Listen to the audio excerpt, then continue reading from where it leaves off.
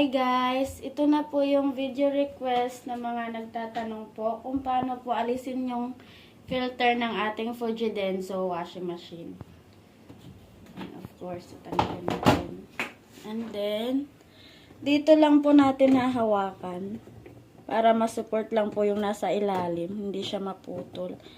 And then, lakas lang po natin to.